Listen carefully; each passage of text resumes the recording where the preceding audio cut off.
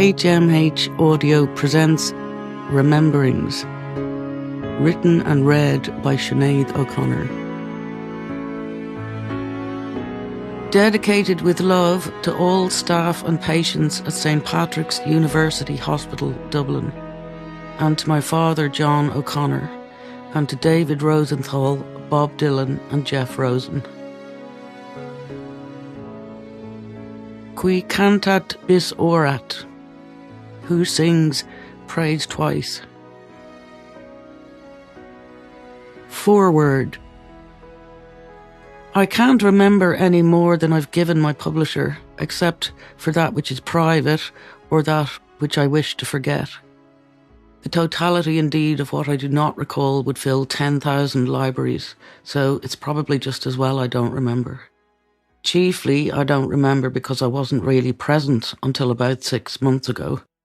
And as I write this, I'm 54 years of age. There are many reasons I wasn't present. You will glean them here, or most of them. I was actually present before my first album came out, and then I went somewhere else inside myself, and I began to smoke weed. I never finally stopped until mid-2020. So yeah, I ain't been quite here, and it's hard to recollect what you weren't present at. Making music is hard to write about. I was present then, in the place deep inside myself that only I know. But if you could talk about music, you wouldn't need music. So perhaps the things I talk about here are not always music, but they are the sum of what I can recollect and tell from my youth until now. I've left some people out because I know they prefer privacy, and others because I want them to be pissed when they look for their names in the book and don't find them.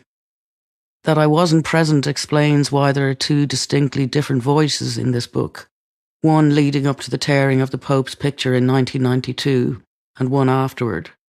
This is because it took me 4 years to write anything after the Pope chapters, the night before and the night of Saturday Night Live. Years during which I lived in and out of mental health institutions, sorting out my reasons for not being present. Afterward, a new voice began speaking, and I hope this is acceptable to the listener. It's pretty much the best I can do. I see the first voice as a ghost's, and the next as a living woman's. Both are equally important. There was a symbolic death and rebirth, and you can hear it. I am, in fact, rather proud of it. Now, I ain't going to be winning the Booker Prize anytime soon, and I ain't Bob Dylan or Shakespeare, or even in the class of my amazing brother Joseph as a writer. But I've told my story as I remember it, and tried to tell it the way I speak. I imagined a certain person I was talking to as I was writing or talking the chapters. Never going to tell you who that was, though. I was very young when my career kicked off. I never had or took the time to find myself, in inverted commas. But I think you'll see in this book a girl who does find herself, not by success in the music industry, but by taking the opportunity to sensibly and truly lose her marbles. The thing being that after losing them, one finds them and plays the game better. I'm now an older woman with a different voice, so this is only my first memoir. My intention is to live a long life and keep diaries this time so I won't forget. However, it was necessary for me to let the child inside me speak because she needed to speak. And because I did, she's older now and chooses to remain about 17. Please know that I have a deep and infinite love and compassion for both my parents, who did their very best in what was a very difficult time for Ireland and for Irish people. And my father remains my idol, having borne more pain than any human being I know, and having borne it so heroically. We are a family made of soldier DNA. There are military great and great-great uncles, and this has stood to both my father and myself. I especially hope that by letting the child speak, I do not cause offence or upset to anyone in my family. I haven't discussed anyone's experiences but my own, and I apologise in advance if anything I've written does cause upset. It was not my intention. My intention was to put all the pieces of the jigsaw that was me out on the floor and see if I could put it together. To be understood was my desire. Along with that was my desire not to have the ignorant tell my story when I'm gone, which is what would have happened had I not told it myself. If I hope for anything as an artist, it's that I inspire certain people to be who they really are. My audiences seem to be people who have been given a hard time for being who they are. It ain't easy being green. Maybe they don't know that they're the reason that I get to be who I really am. On stage, I can always be who I really am. Off stage, not so much. I never made sense to anyone, even myself, unless I was singing. But I hope this book makes sense. If not, maybe try singing it and see if that helps. Part 1. Prologue. Hey, hey, we're the monkeys. Before we begin, for the purposes of clarity, here is the architecture of my family and when I was with whom. My mother Mary and my father John married in 1960 and set up home in Crumlin, Dublin, where they had been raised. 3 years later, my brother Joe was born and they moved to middle-class Glenageary, far away on the other side of town. Then in 1965 came my sister Emer, then me 14 months later in 1966, then in 1968 my brother John. In 1975, my father sensibly left my mother for reasons this book will help you glean. He was given custody of us and we went to live with him and his new love, my lovely stepmother Viola. But me and my little brother stayed only maybe 6 months because we missed our mother. At that point I was 9. I stayed with my mother until I was 13 and then I went by choice back to live with my father. I was unable to adjust after what had been going on in my mother's house. So, toward the end of my 13th year, I went to what is politely called a rehabilitation centre for girls with behavioural problems, in inverted commas. I think the whole world knows a refund is owed my father for that, as it clearly didn't work. At 15, I left the centre and went to boarding school in Waterford. I joined a band that summer, and when I went back to school, I missed the band.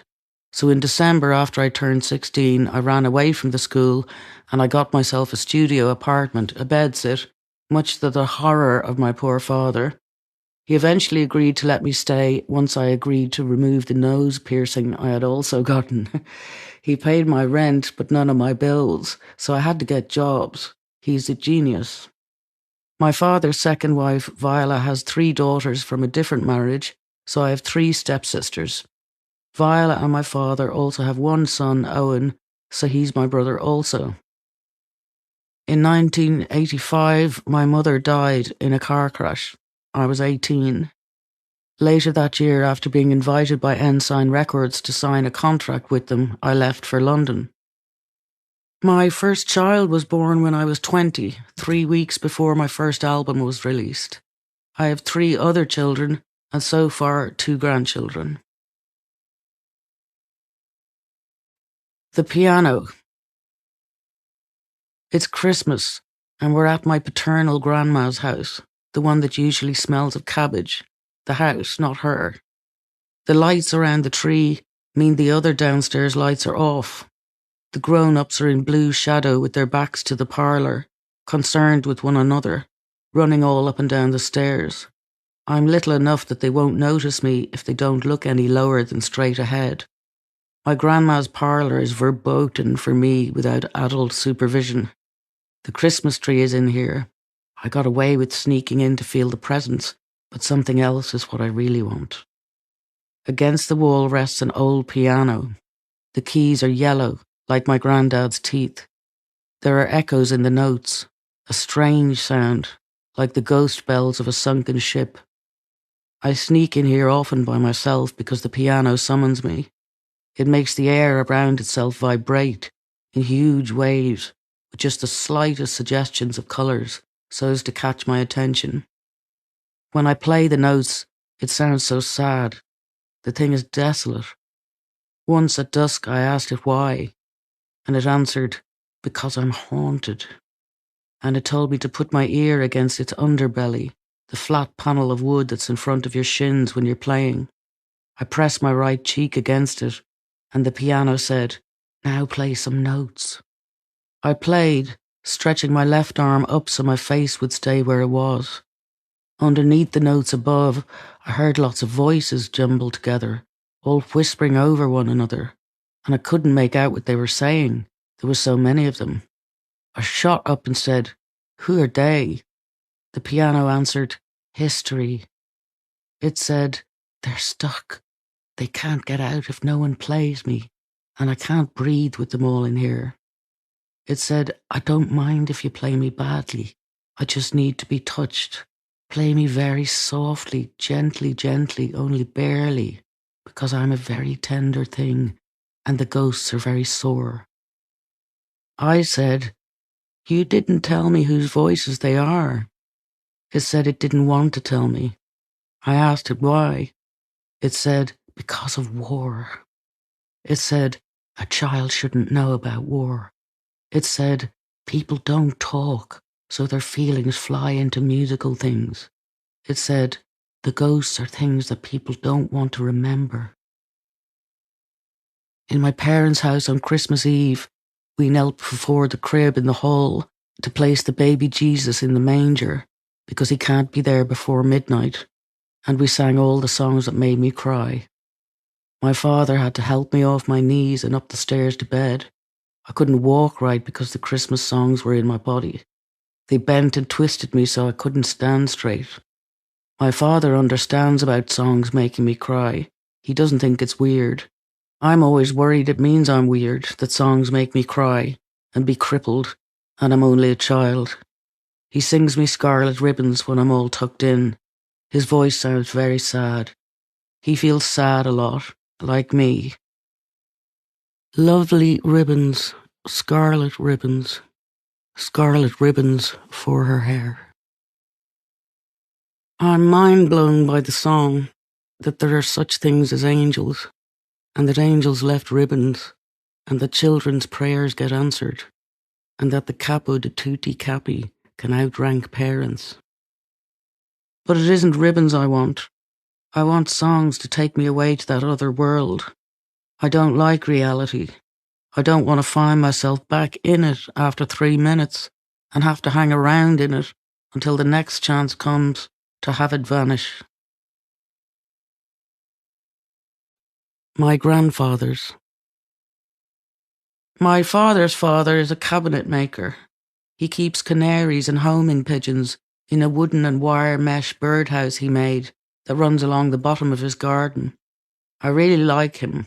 He's plumpish compared to my mother's father, and he's a giggler, a smoky laugh he has. I used to wrap my whole hand around his index finger and drag him to the birdhouse so I could see him make pigeons fly off with messages in little barrels tied to their feet, and then fly back to him empty-footed. Once he asked me would I like a fat bird to send a message for me, so I got him to write, "Hello, God," from Scamp. When I asked him, my granddad said Scamp is my nickname because a scamp is a rascal, a bold thing, and I'm the boldest of all my mother's children. But he threw his head back and cackled smokily after he said it. Looked like a big child himself, his eyes got so happy. He likes me for being bold. Maybe he was the boldest of his mother's children. In the evenings, he and my grandma go out on their own together for a glass of porter because they're in love. I like seeing them go down the road when I'm swinging on their gate in the summer. They met on the same street, which was Francis Street in the Liberties, an inner city part of Dublin, historically a working-class neighbourhood and home to Guinness and other breweries. But when my father was 12, his people had to move out of the Liberties to Crumlin, a more residential neighbourhood near the city centre. That's how come my father's parents live on the same street as my mother's parents, which is Keeper Road. So my parents met on the same street they grew up on, just like my father's parents did. My mother's father is a bread delivery man, and he wears an old-style black waistcoat with a pocket watch and a long black coat and black pants. He is very long and skinny, so all in all he looks like De Valera on a diet. His and my granny's house is like most of the houses of old people. There are worn-out pictures of popes all over the wall and above the fireplace, along with Padre Pio and Mary and Jesus. Halfway up the narrow stairs, there's a glowing red Sacred Heart lamp on the wall. It's really scary. No one wants to go up there when the other lights are off. My mother's dad doesn't like women who wear makeup, says they're Jezebels. His insults are usually biblical. Judas, he'll shout when so-and-so's name is mentioned, or creeping Jesus. The only thing he wants in life is quiet, but he can't say quiet properly because he's from Westmeath. So he roars, "Quite! Quite!" at us over the top of his newspaper when we're being too noisy, which makes us giggle, so he has to roar it again. To make up for tormenting him, I stand behind his chair and rock him real softly in the evenings when it's just me and him, so he can fall asleep. I make music in my head to the rhythm of the chair, so that I keep my movements gentle and don't wake him. It goes 1, 2, 3, 1, 2, 3, 1, 2, 3, over and over. August 1977. Elvis is dead. I'm crying so fucking much I can't make my bed. My body won't work. I keep trying to throw the sheets across the bed, but I can't. My arms won't work. I try crawling across the bed with a corner in each hand, but I can't. My legs won't work. I'm in trouble with my mother because I haven't got the bed made. I'm too embarrassed to explain why I'm dripping snot and tears all over the clean sheets, or why I keep falling on my knees and standing up again. I think she likes Elvis too. Figure she secretly knows why I'm a mess. She doesn't get very cross about the bed. She doesn't get cross at all, actually, which is most unusual. I need a new father now that Elvis is gone. My father isn't dead. I just ain't seen him for a very long time because my mother doesn't like him. In fact, they pretty much can't stand each other. It's scary when they're together. It's not much scary on our own with our dad, though, but she's different. I don't go looking for any father because I have God, and God sends me stuff because I talk to him. Naturally, he's the number one father, but I'm a kid. I need a father's voice, and poor God don't have a voice. I like voices for some reason. I don't know why. Sometimes people's voices make me want to cuddle them, but I'm really scared of cuddling. My body won't work if somebody tries to cuddle me. I like my Aunt Lily, and it hurts her feelings I won't cuddle her. I really want to, but I freeze, and in my head I see a mountain of wolves all covered in blood, so much that they can't move, and only one wolf is running about, the one who was at the very bottom of the pile when whatever happened happened, and it has no blood on it, and it's looking for help. I ain't seen my granny, my mom's mother, for a while either. She has a gentle, nice voice. She likes me. She says I'm honest, and never to say sorry if I don't mean it. She lets me have everything I'm not supposed to have to eat. She can make me fall asleep by just gazing in my eyes when I'm tucked up in her bed. I like her clock's tick-tocking. It makes me hear music. Ain't seen her since I was maybe 6.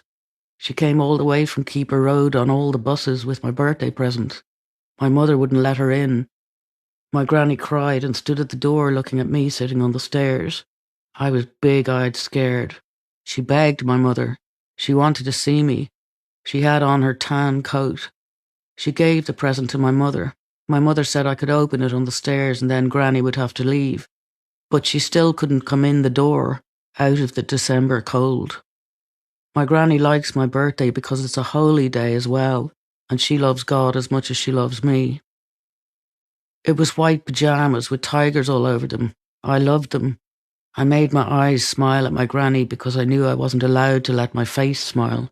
She did the same, but her face was tear-strewn. And like I said, I ain't seen her since. I started smoking properly because she does, and I like the smell of her. I pray a lot like she told me. I love God like she told me. I only ever ask for him to be with me. I come downstairs one morning after Elvis, and I hear a kind man's voice singing to a girl that she needn't cry anymore. I go to the record player. I make my brother Joe play it again. I say, "Who's he?" "Bob Dylan." I see from the album cover he's as beautiful as if God blew a breath from Lebanon and it became a man. I'm not allowed to touch the record when my brother isn't home. I wait at the window every day because he has a summer job. I run out into the street and around the corner to watch for him. I never know when he's coming home. Things aren't safe at all when he's out. My mother doesn't like little girls. I like this Dylan man singing. In my head I call him Lebanon Man. He has an empty baby carrier hanging open across his chest. I slip myself in. His voice is like a blanket. He's really tender and he loves girls, and I have his chest to fall asleep on. So I've stopped knocking on doors around Glenageary, asking people if I can be their child. Been doing that on and off since I was about 6. They always only bring me home anyway, imagining my mother to be like other people's mothers. Dylan would never be deceived, though some of them did give me cheese balls and such. One family was having a Tupperware party when I knocked. The nice lady let me in because I was crying. She said she couldn't keep me, but I could stay for a while. So I chose to sit under the table because there were so many people. She gave me loads of food. I would have liked to stay with her. When she brought me home, my mother acted all nice at the door. Bob is a way better dad than Elvis anyway. That's what I thought about all the time her knee went into my stomach, up against the wall. Lourdes. We just got back from Lourdes 5 days ago. Bit dramatic. Let's just say an episode was had by my mother, after which a priest was cajoled by me and dragged by the arm to come and help her, on account of that's the whole reason we went there. Well, it's the reason I went there. The others had to come because the trip was my requested confirmation present. Deal being, Jesus' mother might see about helping mine. I didn't tell anyone I was thinking in such a way. They just put it down to my being obsessed with the whole Lourdes thing because I've been reading about it for years. My granny told me about it because of my birthday and because my second name, Marie Bernard, is the same as the 19th century maiden who saw the Virgin Mary there. On the day before we were to leave Lourdes and return to Dublin, no cure had been found for my mother's madness, so I decided to go priest catching at about 4 p.m. My chosen victim was dragged by his sleeves in protest, mine, at his not being as eager as I was for him to go to work, ambling as he was along the basilica gates in the sunshine with his newspaper. He relented at length because it was too much for him. I did the big eyes. I had him goggling at me like it was insane to believe miracles could happen in Lourdes, even though that's the whole deal his bosses employed him to sell. I had told my mother I was going for ice cream, so as I shoveled him up the road with one hand on his back and one still on his sleeve so he couldn't escape, I told him the bullshit story he was now to sell to my mother regarding how he met me, hoping he'd sell it better than he seemed capable of selling the Lourdes story. So up he goes to her room. I sit in the little hotel lobby watching the pretty French ladies, trying really hard not to look pretty because they're in Lourdes. He comes down after a while with his newspaper under his arm, his cowboy-looking black hat on his head, his green eyes watery-looking and fixed to the floor. As he brushes past my chair, he signals with his head that I'm to follow him out. There's nothing I can do for her, he says, and tells me I'm to pray until I'm 18 and can leave home, unless I'm able to leave any sooner. I'm thinking, oh great, a hopeless priest. How the fuck did he get stationed here? See, I had a Lourdes miracle of my own some years back. I had a verruca, a wart, on the left foot beside the little toe. Big painful thing with a black centre. It was like the girl who loves Anarchy Gordon in the old folk song, its heart would not remove. So I was booked to go into hospital to have the verruca surgically removed, a thing of great glory, for it meant I'd be spoiled rotten for at least 2 days and have a ton of sympathy in everyone having to be exceedingly nice to me, not to mention I'd have a fair few days off school, and there'd be ice cream and jelly for certain at the hospital. The night before I was to go in, my mother took me into the bathroom and put some Lourdes holy water that my granny had given her years back on my verruca. In the morning, the verruca was gone, utterly and completely vanished. No one would have guessed it had ever been there. There wasn't a trace of it. So I know Lourdes miracles do happen, unlike my priest friend. We had gone to Lourdes via a travel agent, picked up at the airport by a tour bus. We drove with about 20 other people who were on our tour. We didn't just do Lourdes. We first went to a town called Nevers to see the convent where St. Bernadette lived and died after her visitations from Our Lady. They had her tiny body in a snow-white glass case on display, and people filed in there every day to see it, a grotesque tableau. It reminded me of the Dublin Zoo, where they had a crocodile in a glass enclosure, the exact length and width of its body so it couldn't move, with enough water to almost cover it while leaving its back exposed. At the top of the glass, there was a gap with the ceiling.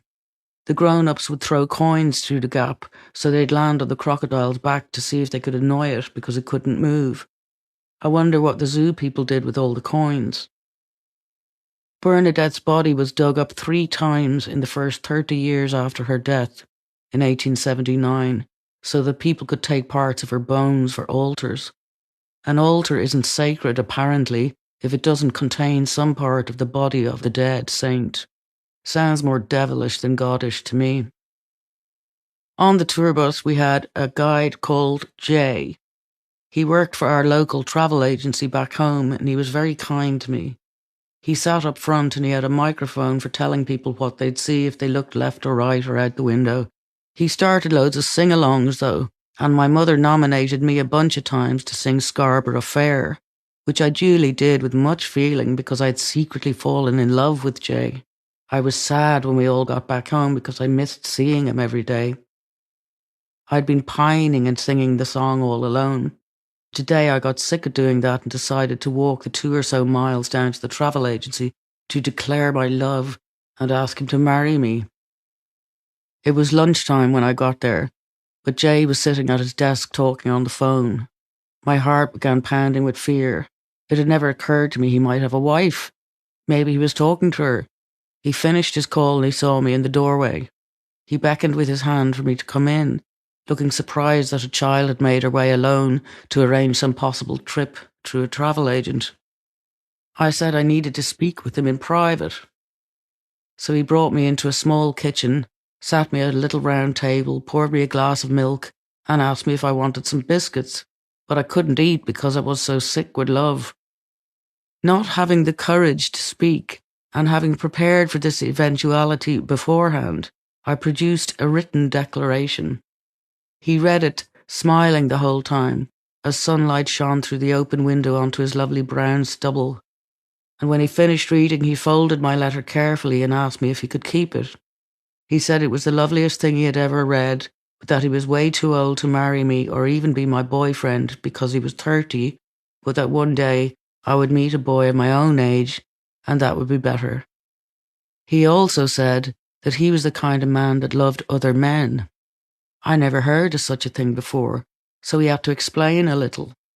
He said sometimes God just makes men who fall in love with men, or women who fall in love with women. He asked would I mind keeping what he told me to myself, because he said people didn't really agree with men loving men. He said people didn't often recognize what God loved, and he said they sometimes didn't love what God loved. He told me I was never to believe any kind of love was wrong if it was true love, and to always be brave enough to tell someone I loved them, because it was brave of me to have told him, and it had made him feel very happy.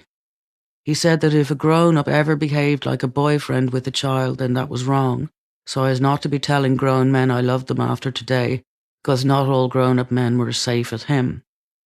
When he asked me why I loved him, I said it was because he was gentle. So he said I'm to always make sure anyone I love is gentle. Then he said I could come and see him any time I liked for milk and biscuits, and he was going to be my friend. So I wasn't upset because I made him smile, and because he was so nice to me. I walked home very proud I'd been so brave, and already imagining what my future boyfriend might be like. There's a boy called Gary who lives near me, who keeps asking me to go to the roller disco with him. I haven't asked my mother because she's very strict, but maybe I will. My Aunt Frances. She's 16 and I'm 6. She has Down syndrome.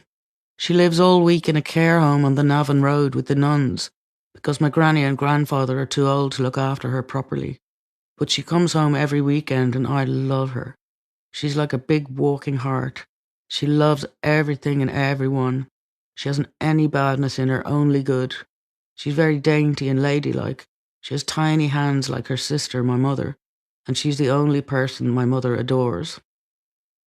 I'm often at my granny's when Frances comes home for the weekend. She takes my granddad's yellow suitcase-looking record player and drags me upstairs to her room and locks us in. She has a stack of records, all by the Irish pop singers Danny Doyle and Luke Kelly. Frances is in love with Danny Doyle. She'll say to me, "Isn't he lovely? Isn't he lovely?" in that funny way she has of talking through her nose. I have to agree he's lovely or she'll swat me softly across the head. But he isn't lovely at all. He has a beard and he looks like he drinks too much beer. She puts the record player on the bed, and every time she plays an album, she makes me hold the cover and read out loud every word of what's written on the sleeve and labels, back and front, inside and out. If I can't say a word, she helps me, pacing about the room like a school teacher. She makes me feel every millimetre of the record's packaging too, with my fingers and palms and even the sides of my face. If I don't do it slowly and touch every millimetre, she swats me. She has lots of baby dolls, which she loves. She makes them dresses. My mother helps her because my mother was a dressmaker before she got married. But in Ireland you can't work anymore if you're a married woman. Frances's favourite doll is called Brenda, but me and my sister accidentally broke Brenda, and Frances has not forgiven us. Every time she sees us, she says, "Yous broke Brenda." And I understand how she feels because my cousin bit the beak off my favourite cuddly toy, which is a penguin called Charlie that my father got me when he was away working somewhere. I don't like my cousin now, and I'm never going to speak to him again. Frances is a lot nicer than me. The train. I went back to school this week after 3 months off, and then I pretended to faint a bunch of times at my desk so the nuns would send me home again. They're so worried about me after what happened that I got away with mere Golden Globes-worthy performances. They didn't have to be Oscar-winning. Sweet. If I so much as blinked too much, it seems like they would have sent me home. Usually I'm the bad girl, because I'm always stealing people's lunches, particularly peanut butter sandwiches, or shoplifting from the dress shop, or stealing money for the candy store from the teachers' handbags in the staff room. Sister Clotilde brings me to the chapel regularly to pray that the urge to steal will leave me. So far it hasn't worked, but that's because my mother likes me to steal. Mrs. Shields, who is a teacher, used to ask me if my mother made me do it, but I said no. She'd ask me where the welts on my legs came from, or about the massively swollen black eye I once had. She'd say, "It's your mother, isn't it?" But I'd deny it. If my mother found out I'd told, she'd murder me. I felt bad lying to Mrs. Shields because she's lovely. I don't know why she likes me, but she does. I'd like to be her girl. I'd like to be going home with her every afternoon.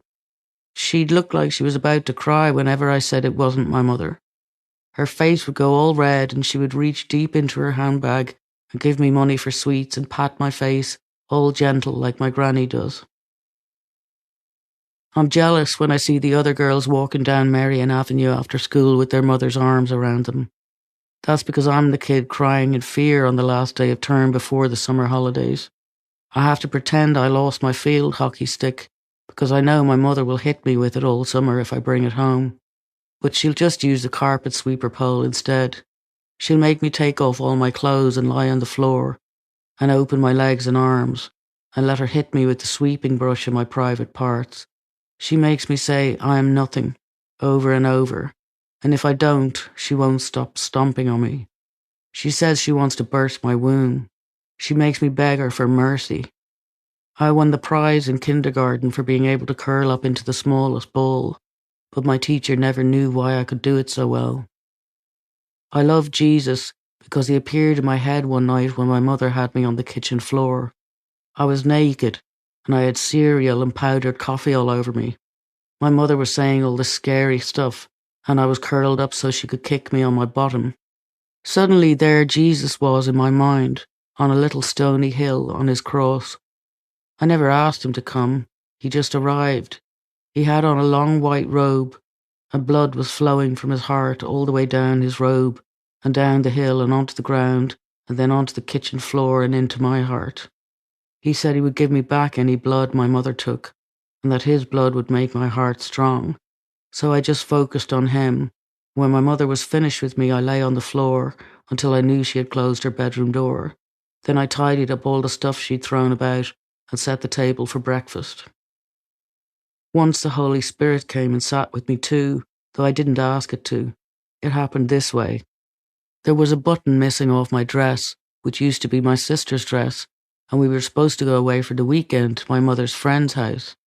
I got beaten up naked again, and my mother took the light bulb from my room and locked me in and went away with the others. When I'm frightened, I find bits of paper and write because I'm not allowed to say I'm angry with my mother. So I write, and then I tear the pages into tiny little pieces and eat them so she won't find them. This was on a Friday.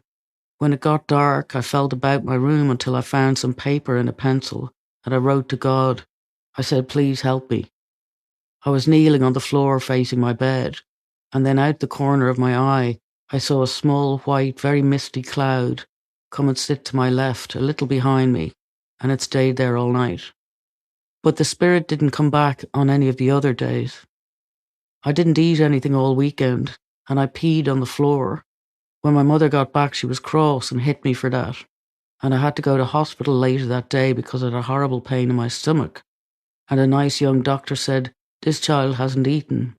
My mother said I had eaten goulash, but I hadn't. She locked me in and went away another time before this, but in the night my daddy came and broke the door down and took me to the doctor. I don't know how he knew I was there. He was upset when he saw all the dried blood on my face. We didn't say much in the car.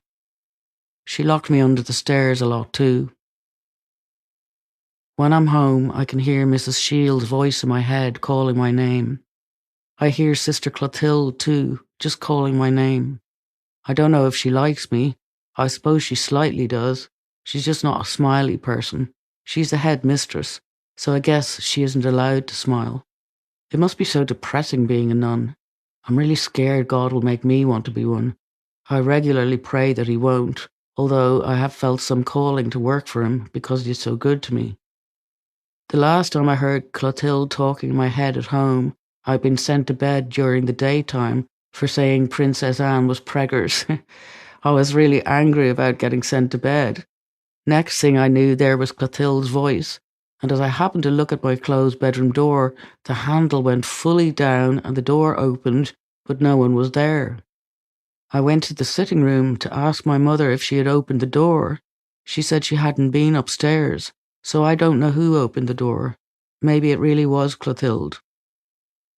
Not long after this, I was standing in Blackrock Station with my sister after school, waiting for our train to Glenageary.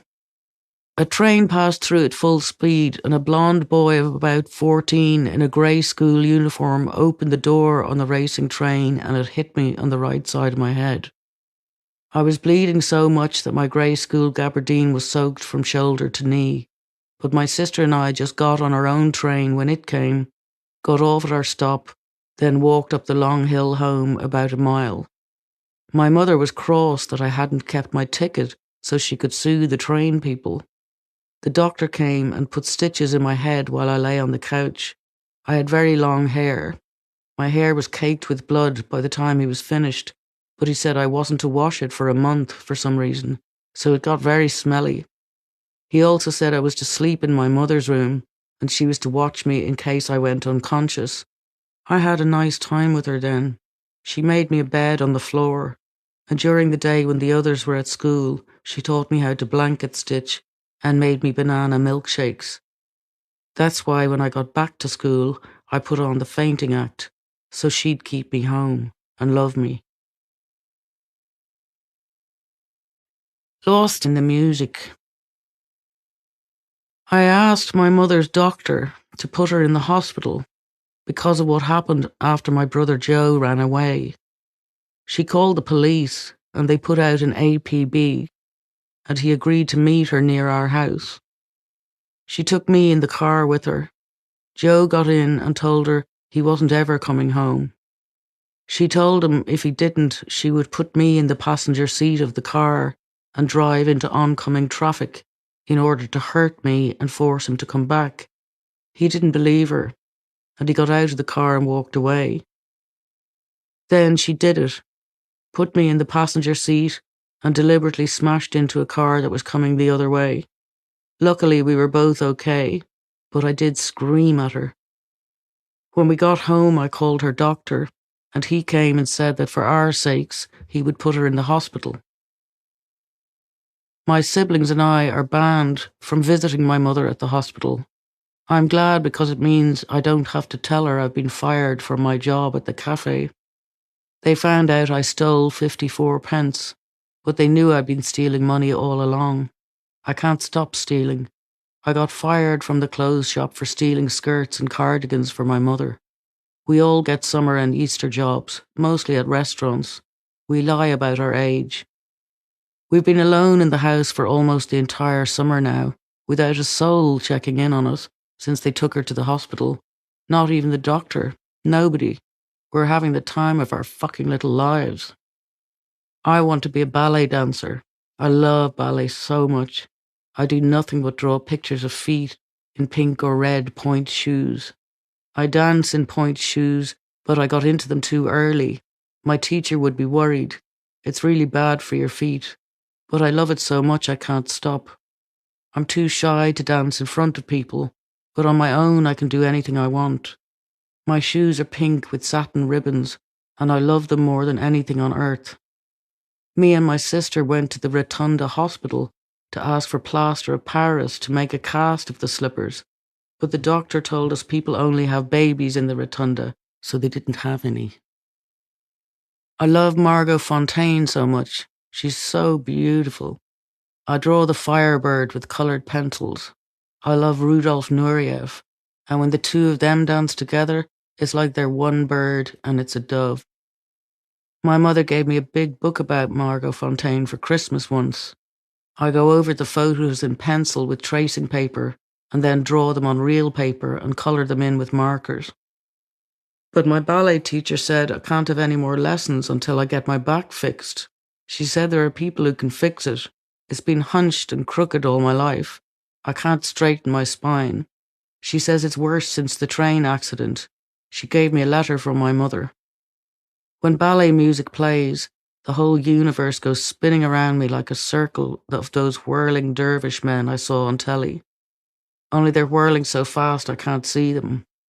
All I can tell is that there are planets and space and some pinks and greens and light and dark blues and reds and sparkles. But they're the kind of colours you can see through. They're so misty. As I wrote as a kid, there's someone in the music too. It's not a person. Its hands reach out for mine. It isn't human. It's dark blue and green and made of space. It wants to put its arms around my waist. It wants to dance with me and whirl me by. It seems to know me, but I don't know why. I love disco music too, Sister Sledge and all that stuff. I've heard lots of songs on the radio in the car, and we always watch Top of the Pops. I love 5446 was my number. And I love the reggae song The Israelites too, and Uptown Top Rankin'. I never heard any reggae except those three songs, and I love them. I wish I knew what Strictly Roots from Uptown Top Rankin' means. I heard the Impressions too. They have a song called Fool for You, about a man who loves a woman who is mean to him. It's clever because they made the music sound like a fool flopping about the place. I also love David Bowie. I saw him as part of Mark Bolan's show. I don't know what to think of Mark Bolan, because it seems like he's pretending to be someone. But David Bowie isn't pretending. He's not boring or square and singing like teachers tell everyone to sing. He has his own voice. Mark Bolan has someone else's voice. I think he doesn't like himself, because he wouldn't need someone else's voice if he liked his own. I saw another reggae man called Bob Marley on the telly. He had on a blue shirt, and he had really long hair all in sections. I was up really late. He was singing about stirring something up, but I didn't know what he meant. My brother Joe played me some music on Ireland's Radio Nova, Stairway to Heaven and Freebird. I love them, especially Freebird. I don't understand Stairway to Heaven because the singer says the lady buys the stairway, but you can't. Joe and I have been on the roof of the garage rocking out to Freebird and a song about husky dogs pissing in yellow snow. We pretend we're a band, and when the others aren't around, I get up there by myself and rock out to Honky Tonk Women. I just shake my long hair about all over my face like headbangers do. I love the Sex Pistols. I love Anarchy in the UK and Pretty Vacant and God Save the Queen. And I love the Boomtown Rats and Stiff Little Fingers. All the screaming. I love that. In real life, you're not allowed to say you're angry, but in music, you can say anything. I love all the noisy electric guitars. My brother played me a Bob Dylan song called Idiot Wind. It's really angry, and he says loads of mean things to someone. It's really brave. He isn't pretending to be nice all the time. I found an old broken transistor radio in the garage a while back. I think it might be my grandfather's. I'm not sure, but it's really old. I took it all apart and put it back together, and it works. I don't even know how I did it. I sneak it under my pillow and listen real quietly at night. I like the song about sunshine on a cloudy day, and the one about tears of a clown, and the one called Just My Imagination. I like the Supremes as well, and Ray Charles and Elvis Costello and Dire Straits. My mother always has on Ireland's national RTE radio. It's really boring and depressing. They never play happy music or talk about anything happy. It's all really sad songs, like the one about the art teacher who tells the boy that flowers always have to be red, or the one called Tears on the Telephone. They play the show bands too. Show bands are so horrible. They're Irish, but they play terrible covers of country and western songs, and they wear horrible shiny outfits. They do really stupid dance songs like the ones by the Shadows. But mostly on RTE, it's all talk all day. Boring, stupid, sad or square stuff. Lots of stuff about the war up north too on the news. I'm really scared when I hear about bombs and fire and old people bleeding and everyone screaming and tanks and soldiers and people throwing things and even little kids watching in the streets. And that horrible Ian Paisley man in the priest suit screaming with his eyes all bulging. I'm sure he's the devil, because my mother says the devil always dresses as a priest. I can't move when I see him on TV. I don't like it when he comes on and my father isn't there. Years ago when I was little, I had to get my father because I was watching Laurel and Hardy, and Laurel went down the drain in the bath and I was really upset. I wished it could have been the Paisley man instead. RTE television plays the national anthem every night before closing down, and we're all supposed to stand. There's a really miserable show on the radio, a lady named Frankie, with a really deep croaky voice, who reads letters from people who have bad boyfriends. Bad boyfriends are ones that don't ask their girlfriends to marry them, or who want to have sex with them before they marry them. She also reads letters from men who are too shy to ask their girlfriends to marry them, and letters with stories of broken hearts and deaths or tragic losses. The station plays that miserable Marianne Faithfull song constantly too, the one where she sings, "Someday I'll Get Over You." My poor mother bought the record. If I ever hear it again, I'll lose my mind. She may get over my dad, but I'll never get over being subjected to such a terrible song. Same goes for Marianne's cover of Shel Silverstein's song, The Ballad of Lucy Jordan, about a woman going mad. I have a new job now in a nightclub because my mother's boyfriend told me a nightclub is a place where people go to dance to disco music and not the boring Irish dancing music that squares listen to. I'm 13, but I made myself up in loads of heavy foundation, blusher, mascara and lipstick, walk in and told the manager I was 16, and he believed me. So far, this is the greatest job of my life. I mean, I get to wear a white blouse with a nice black skirt. I stole the two of them from Dunn's, the big department store chain. My job is to give out the pink dinner tickets. The men aren't allowed to drink as soon as they come in. They have to have some dinner.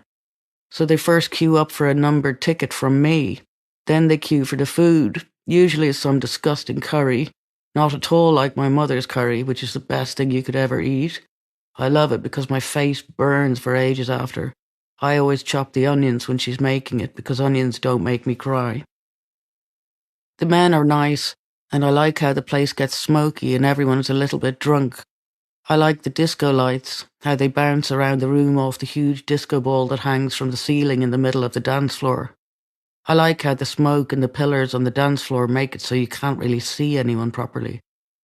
I turn up for work an hour and a half before the place opens because the DJ said I could. He is always there early too, before me.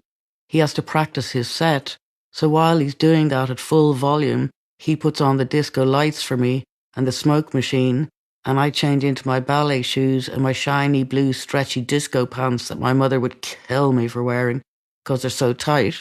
I stole them too. I have the floor to myself for a good half an hour, with only me and the DJ there, and I make him promise not to look. He's nice to me. He doesn't look. I know because I keep my eye on him.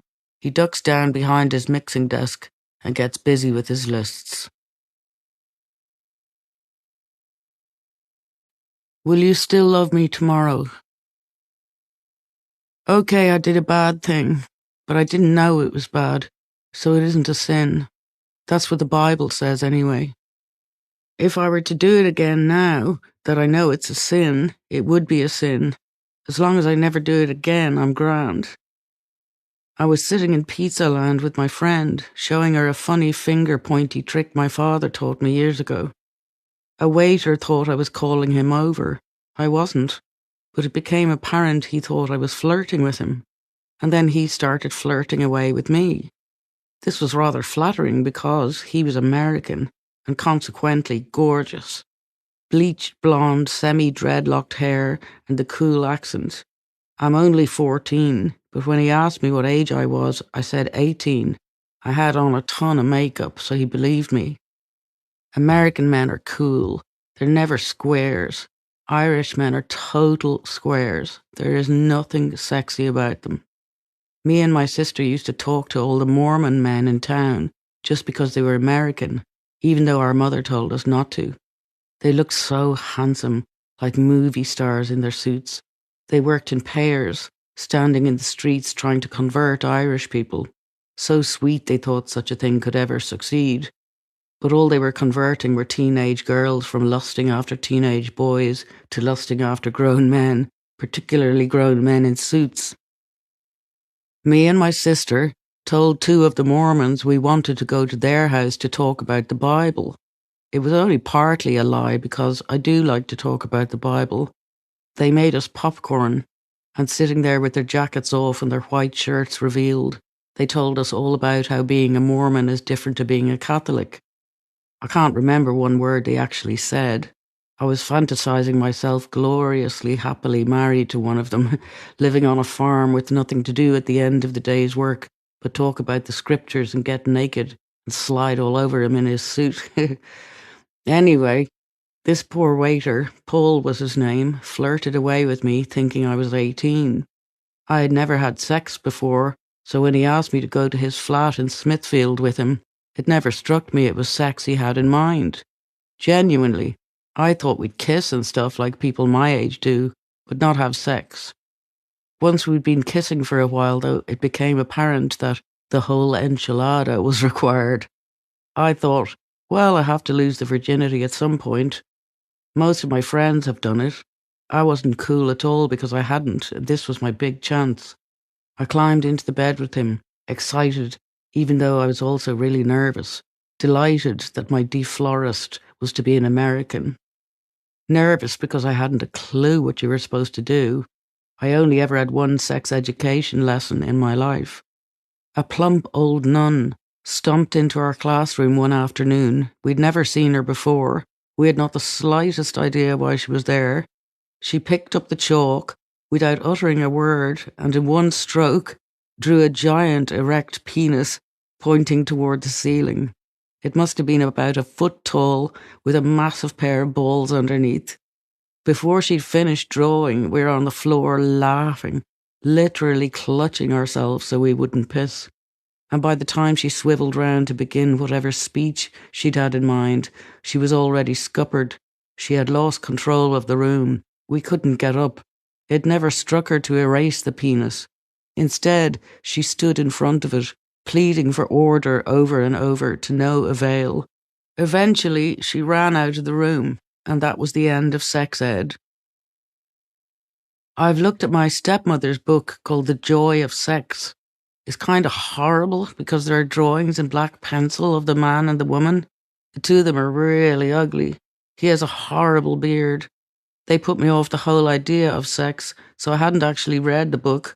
I haven't learned a thing. There's a drawing in the book that's made me really scared. It's in a chapter on things a woman has to know how to do. It's illustrating the fact that you'll get dumped if you don't do them perfectly. The man is in the bed angrily pointing at the door, while the woman is ashamedly gathering her clothes to get dressed and leave, and he's saying, "Get out, and never darken my bedroom door again." So, I'm in the bed with this American, Paul, thinking, oh God, what do I do? But I didn't really get time to worry long. As soon as he attempted to get inside me, he realised I'd never had sex before because he couldn't get in at first, and eventually I bled. Afterward, he figured out I wasn't 18, and when I admitted I was 14, he nearly had a heart attack, made me get dressed straight away and then walked me in the dark to get a bus home, all the while imploring me never to lie about my age again, because apparently it's illegal to have sex with someone if they aren't 18, and he could get into trouble with the police. On the bus, I wondered if I looked different. Would the passengers say to themselves, "There's a girl who isn't a virgin anymore," and consequently think me cool? My mother's record collection. My mother loves music more than anything apart from cooking, and in particular baking. She went to the Cordon Bleu cooking school in town.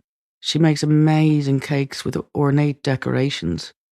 She takes us to a weird old lady's house to buy dolls for the top of them.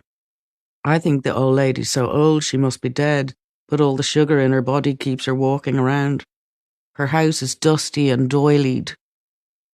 We use the big dining table in the sitting room only when it's Easter or Christmas, and the lovely cakes are on display. But the rest of the year, my mother's record collection is spread across the whole width of it like a deck of cards.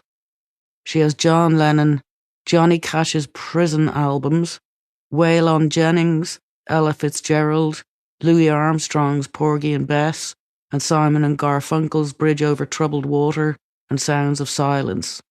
She has Woodstock, Van Morrison's Moondance, The Velvet Underground, Lou Reed, lots of Beatles records, and the Jungle Book soundtrack. She has lots of Elvis records too. The first album I ever bought was an Elvis double album called Le Rue du Rock and Roll. I also love Elvis movies. My mother has lots of Frank Sinatra, but there's something about him I don't like. She also has a guy called Donovan and Otis Redding, and then there's an old guy with a huge nose called Jimmy Durante, and he sings a song about the lost chord. I love that song, it's funny. She has Nick Drake, Dusty Springfield, Joni Mitchell, Cat Stevens, Stevie Wonder, Mike Oldfield, and a weird Rick Wakeman record called The Six Wives of Henry VIII.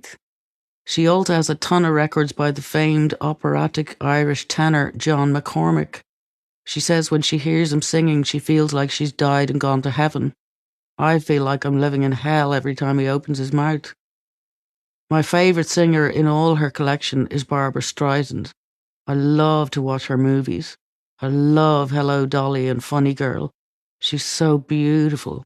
Her nails are so long, and she wears cool eyeliner, and I love her speaking voice and her singing voice.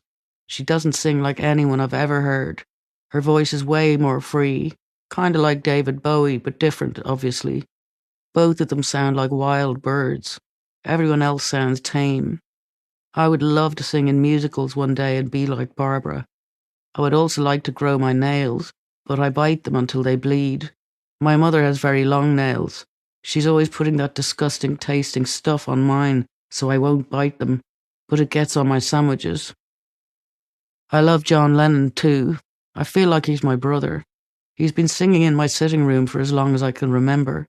His voice sounds like an angel's. He's bold as well, like me, and he's angry like me. I like his angry voice. He's sad too, and he's brave about saying so.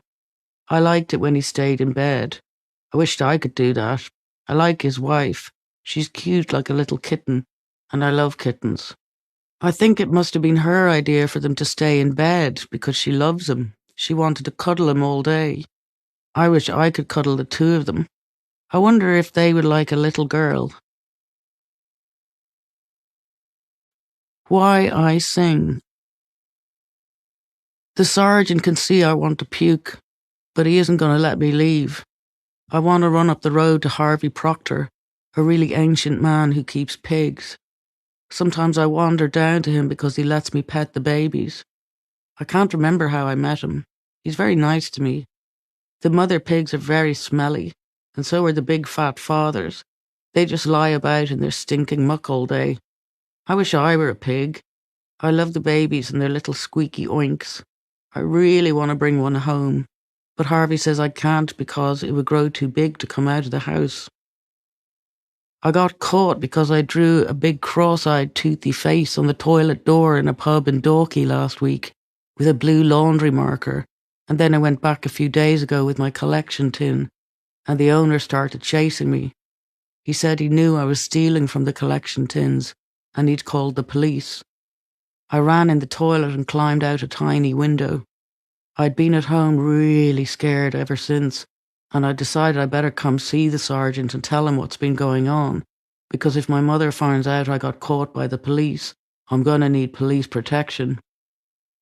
My mother herself is addicted to stealing, has been for as long as I can remember. When the collection plate is passed around at Mass, she takes money out of it rather than putting money in. When the new traffic circle was made at Avondale Road, she drove down in the night with trowels and black rubbish bags to steal the just planted baby bushes. And when they planted new bushes, down she went again and took those.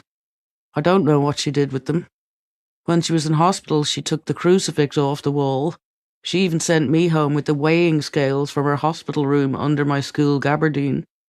She goes to visit houses that are for sale just so she can steal trinkets. She has a gazillion books, all piled about 3 feet high on the floor all around her bedroom. She stole every one of them. She steals everything. I'm addicted to stealing too.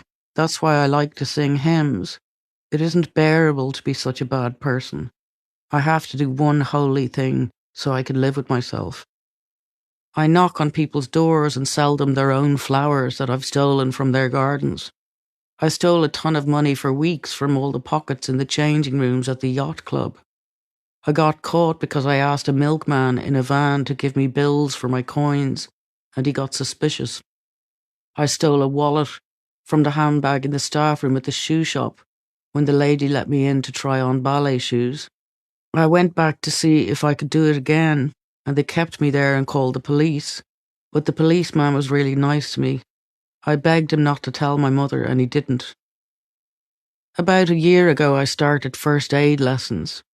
The people who run the course said they were having a Flag Day collection. You get a tin and badges, and you go round to people's houses and ask for money, and then the money gets used for good things. They said there was going to be a prize for whoever collected the most money by the following Sunday, and the prize was a Silver Cross writing pen. I really wanted to win it because posh pens remind me of my father.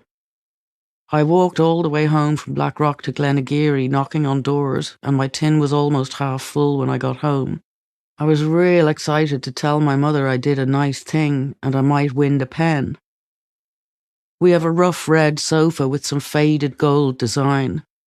My mother took the cushions off, got a knife from the kitchen drawer, and removed the lid of the tin. There was strong aluminium foil underneath.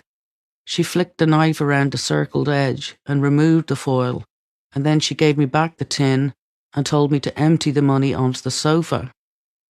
We piled the coins into 50, 10, 5, 2, 1 and halfpence pieces. She took all the silver coins and said that I should keep the copper coins. I was horrified, but I went along with it because she was happy with me. She was glad I got money. I saw that if I kept getting money, things would be safe. Outside the big bank in town, the charities set up trailers and invite people to collect money on their behalf. They give you a tin and a roll of badges, and when they ask who you are, you just make up any old name and address. They don't even check. Mom and I have been getting all kinds of tins from all kinds of charities. We haven't left any of them untouched. We have posh accents, so everyone trusts us. We've been at it since the day I came home with the first aid tin. We've been driving around all the pubs in Dublin in the night time collecting money. Hundreds of pounds on the weekends. Sometimes so much we empty a tin out in the car and then drive on to the next place. On the weeknights it's about half as much.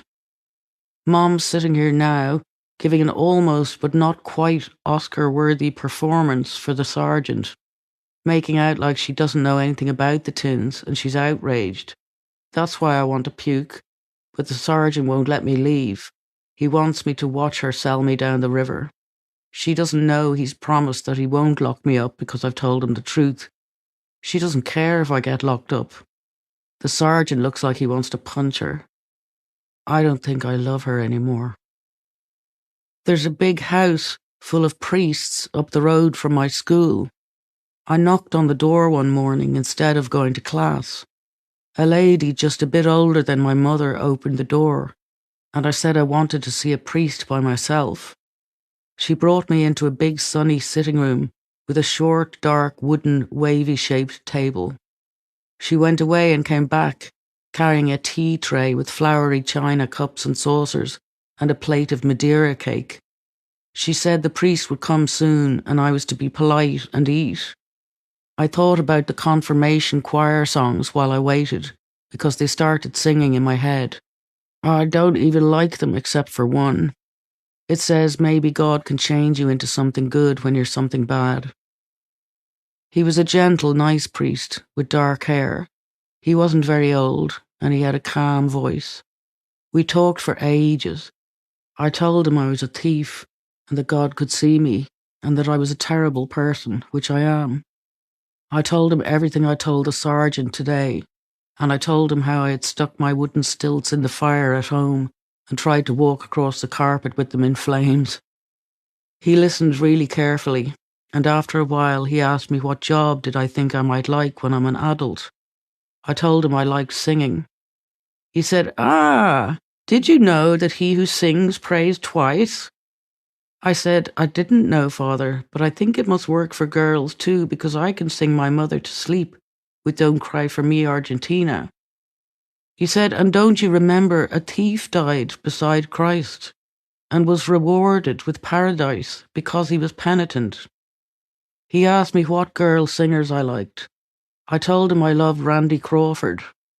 He made me promise him that when I get a job, I'll give back all the money I took. He said then I would be square with God. He said I could go busking if I didn't want to wait, but I don't know how to play guitar. I just carry my brother's guitar case empty around Black Rock, so everyone will think I'm cool. But I'm going to keep my promise.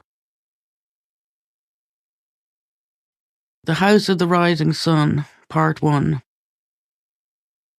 I'm staring at the reflection of my eyes in the window of the back seat of my father's car. I'm thinking it will always be the same two eyes looking at me all my life. I made him stop at the record shop so I could buy a copy of Bob Dylan's Desire. I left my mother's house months ago, a little while after we got caught over the charity tins. I've been at my father's house since. His house is kind of chaotic. It's like there's 3 families. My father's, my stepmother's, and the one they made together. My stepmother has 3 daughters. The oldest is the same age as my sister. The next is the same age as me. And the next is the same age as my little brother. But my little brother isn't here. He's still at my mother's. Then my father and stepmother have a son who's nearly 5. There are only 4 well-behaved people. My sister, my 5-year-old half-brother, my youngest stepsister, and my stepmother. The rest of us, including my father, are completely out of order. I like Viola, my stepmother. She's very slim. She's from the north of Ireland with a soft accent and a soft voice, and always a huge toothy smile. She has short blonde hair and she can speak fluent French. She likes calligraphy and teaches me some. Very rarely she will have 1 glass of sherry and have to be helped to bed. She's so innocent. She adores the ground my father walks on. I dearly wish that she were my mother. Sometimes I'm angry at her because she isn't. I was cross with her for not meeting my father earlier. My mother said we're not allowed to like my stepmother. When we go driving through town, she'd point out shops where she said my stepmother buys clothes and say, "Only hooers go there." And she'd point out hotels and clubs too and say the same. It made me and my sister laugh and want to go to all those places. She said, "Only hooers pierce their ears." So I got my ears pierced a few days after I left her. Got my hair cut real short too, because only hooers do that. Viola loves God like I do. We talk about God a lot. She's very gentle, and she's really in love with my father. I don't know how she puts up with him. He's a little trigger happy. Maybe it works because she's so uber gentle. She couldn't lose her temper if she tried. When she gets cross with me and my stepsister, we laugh at her. My siblings and I lived in my father's house for 9 months or so when I was nearly 9. As I mentioned, I used to steal everything, sweets and such, from the shops, and I was generally a pain in the ass, arguing all the time as to why I didn't have to do a thing Viola told me. Poor woman, having me and my big mouth dumped on her. She would take my hand, and thinking she was acting really angry, she'd slap my fingers, but so lightly I couldn't feel a thing. And with each slap she'd pronounce a syllable of the following sentence in her Northern Irish accent. "Don't dictate to me, 'cause I won't have it." Trying as hard as she could to grit her teeth, but not being able to because she didn't have any badness in her. The reason my siblings and I lived with her then was that my mother lost custody of us because the day my father left her, she put us to stay in a hut he'd built in the garden. Once he'd gone, we started crying. She said if we loved him so much, we could go and live in the hut. I knelt on the ground in front of the gable wall and wailed up to the landing window to get her to let us into the house when it got dark, but she never responded, and off went the light in her bedroom and everything went black. That is when I officially lost my mind and also became afraid of the size of the sky. When I think about that moment, my mind goes blank and I can't remember what happened after. Nothing until I found myself walking around the judge's garden, holding his hand, not wanting to say painful things that could result in more pain. At the time my mother lost us, I didn't want to leave her. She made such a scene of grief when our father drove off with us, and she kept crying whenever we met her the odd Saturday, so I felt really sorry for her. At my father's house I lay under my brother John's bed, howling exactly like a wolf from one end of the day to the other until we got sent back. I also spent a lot of time singing Bohemian Rhapsody along with the record really loud because Freddie Mercury is singing to his mother. My father's not a happy person. I can't say I blame him. His voice sounds sad like an opera singer's when he sings in the bathroom in the mornings. He gets blue and goes to bed after lunch a lot. I sit next to him at the table and see the sadness come up into his eyes from down inside his belly. He doesn't like me to see it. He's a bit like someone who's been scalded and is running around looking for cool water to stand under. He can't sit still. He's addicted to working. He gets away with leaving my stepmother to deal with us savages because he's a man. I can't say I blame him for that. I'd try getting away with it too if I were him. I'm extremely uncomfortable around him. I sit cross-legged on the very edge of my seat and shake my foot really fast without meaning to. I don't really know him, and he doesn't really know me. It's not his fault or mine, it's my mother's, because she didn't let him see us for so long. But she didn't tell us she wouldn't let him, so I thought he just didn't come, and I was really angry at him inside myself all that time. I get cross if he tells me what to do, and I say really nasty stuff, like he hasn't any right to act the father now. I'm not a nice person. I'm trouble. I drive him nuts. Poor guy drops me at school and I just walk out the other gate. I go to the bowling alley and play Pac-Man, waiting for the boys from Oatlands to come by at lunchtime because I'm in love with B. But he doesn't want a girlfriend, so I'm going out with Jerome Kearns. I don't give a shit about school. What's the point? Most important thing to be doing is getting hugs, and Jerome is really nice to me. All we do is talk about Bob Dylan and Pink Floyd and hug. His shoulders are just the right height for my head, and he calls me sweet names. I do turn up for English class when I know we're going to write about Yeats poems. I love Yeats poems. They're like music, but they open up a different sky, the one that's inside me. I'm not scared of that sky because it has boundaries. It feels like the poems have opened all the windows and brought the garden indoors, and now I can see inner scenes and the outside colours have gone. There isn't a scary spinning universe outside me. There's a misted olden days sitting room inside me, with a huge grey marble fireplace. Yeats is out of his mind there, writing Easter 1916 about the tragic uprising by Irish Republicans against the British.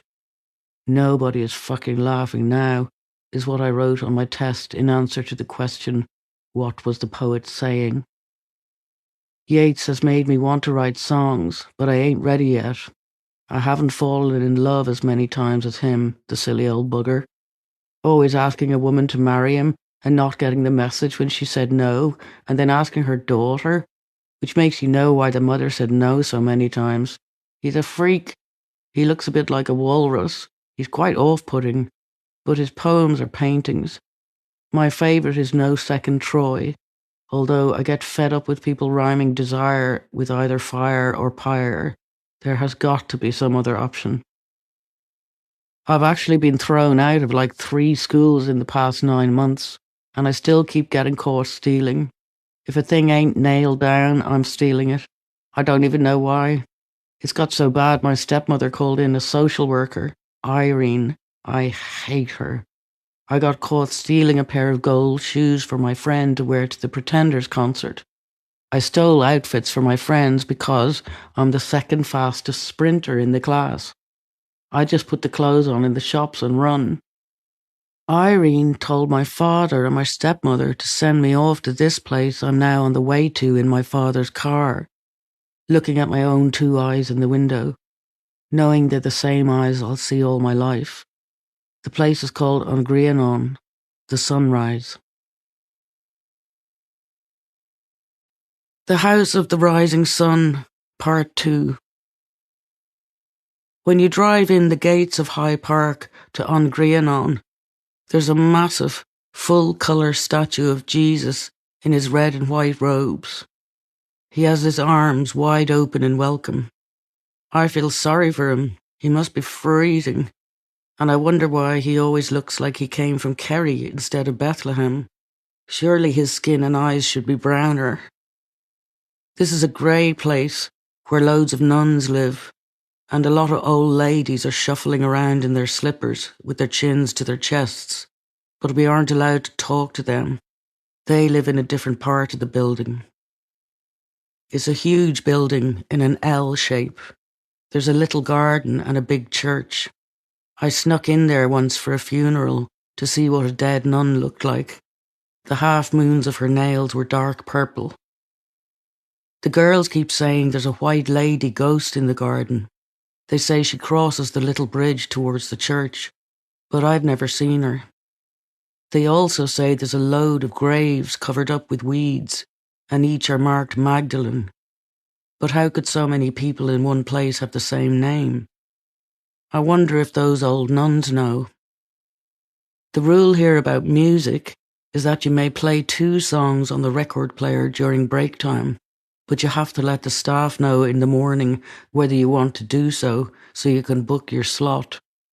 That way everyone who wants to gets a turn. The morning I got here, the girls were playing Elkie Brooks's Don't Cry Out Loud over and over in the sitting room. It made me crouch down and keen in the corner. My cubicle has 3 wooden walls, painted pale blue. It has a little dressing table and a chair and a little bed. Across what should be the 4th wall, an orange flowery curtain blows. When I'm in my bed, I can see someone's forgotten a tiny blue and white Virgin Mary statue. It's stuck into the lattice work above the railings. When I first got here, the girl in the cubicle next to me used to stick her head over the top of the wall that separates us and smile like a nosy fairy above the blue sky. She wanted to know everything about me, asked me questions like a machine gun's rat-a-tats, couldn't find things out quick enough. She likes me. She's real ladylike. She's 17. She has dainty little hands, and she used to always be shaping her nails. Her nails were perfect. She has dark skin and huge brown eyes, and her black hair is cut real short. She looks like Audrey Hepburn, only she's brown. She used to pluck her eyebrows all the time and wear a little lip gloss. She used to speak real ladylike too. And if you told her she looked beautiful on a particular day, she'd say, "I know." I think all the girls are here because their families don't want them.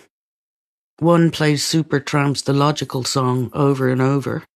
If I were her mother or father, she wouldn't be here or anywhere listening to such a sad song. One has a crooked hip. She needs operations. She's had loads already, but she's waiting to grow up some more before she can have the next big one. I don't know why she isn't waiting with her family. She's only 12 and she's a traveller. Her cousin is here too. She's really pretty. She's a traveller too. She has lovely black hair and dark yellow skin. She's about 17, I guess. She's one of the most beautiful girls God ever made. I love how the two of them talk.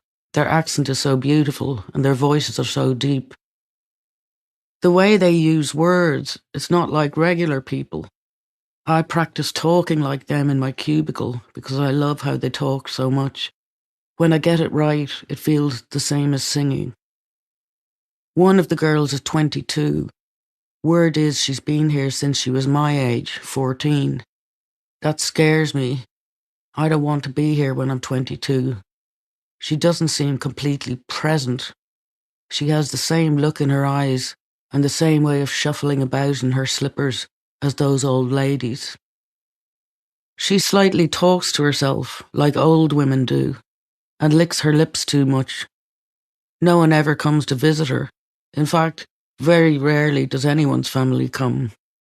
And when someone's parents visit, whichever girl it is goes downstairs to the tiny side sitting room by the front door, and there's tea, and it's all very polite. Sometimes the parents take the girl out, but they always bring their daughter back.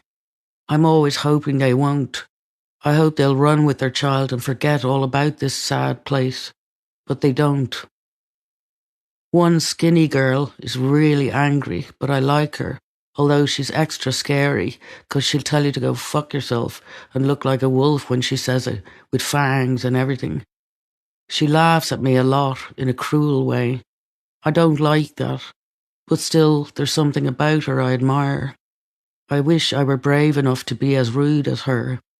She says all the bad things she thinks. I burst mine out only when I'm really hurt and lose my temper. She's getting an office job. They brought us to buy her some office-looking clothes. I felt sad for her when she turned her face away to lean against the door of the old-fashioned Gresham Hotel while we took a break from shopping after I said something that accidentally made her feel something other than fury. It took her ages to make herself look violent again. She isn't violent at all. She's a canary in a tiger suit. Upstairs, they teach us typing in the afternoons, but in the mornings we do math and English and other lessons with John. I really like him. Actually, I have a massive crush on him because he's gentle and I like the sound of his voice. But I still pay no attention unless we're studying poems or short stories. Then I'm pretty sure I can see him secretly thinking, Maybe that annoying girl isn't totally pointless after all. It's like a quick eureka moment for him. Gone as soon as the math book comes out and I prove impossible. Sometimes people come round on a Friday night to sing with us, trainee priests and such. Good people, earning brownie points with God by hanging out with the bad kids. I fell in love with one of the trainee priests, another John. I always fall in love with people called John. This John is gentle, like Teacher John. As I've said, I always fall in love with gentle people. This John loves God as much as I do, and he likes to talk about nothing but God and songs. So I thought, he's perfect. And I asked him to forget about becoming a priest and marry me instead. But he said no. At this rate, I'm never going to get married. I keep getting turned down. One night, a band called the Furies played a gig downstairs in our little concert hall, and we girls were allowed to attend. They played my favourite song, Sweet 16, which always makes me think of my first love, B.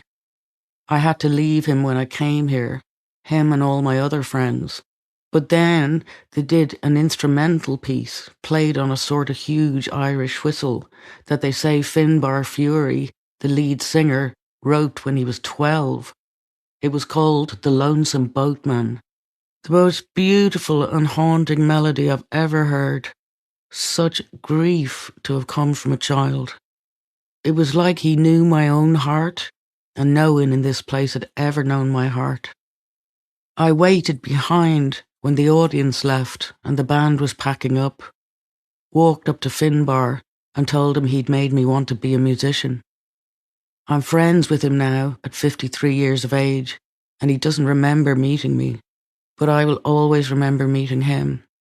And to this day, if I so much as see his name on a dressing room door, as I sometimes do when we are doing the same festivals, I cry, just because his music and his songs are so beautiful.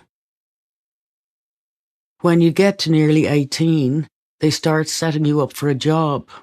They've been teaching us typing so we can get jobs in typing pools or offices.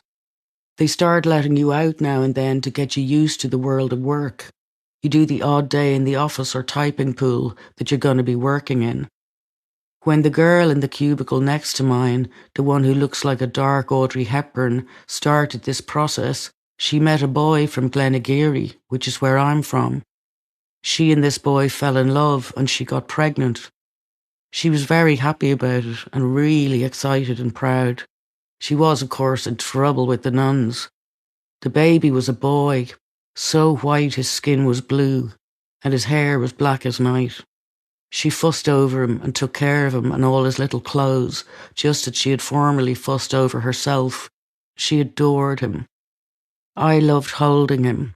I loved his little noises. I loved the smell of her on his little head. He looked like baby Moses, all wrapped up in his blue and white blanket, ready to float up the Nile in his reed basket. I don't know if she knew they weren't going to let her keep him. I don't know if we knew, but I don't think we did. I got such a shock, is why I can't remember, when they took him from her arms, and he was gone. Someone told me that in Ireland, you can't keep your baby if you're under 18 and not married.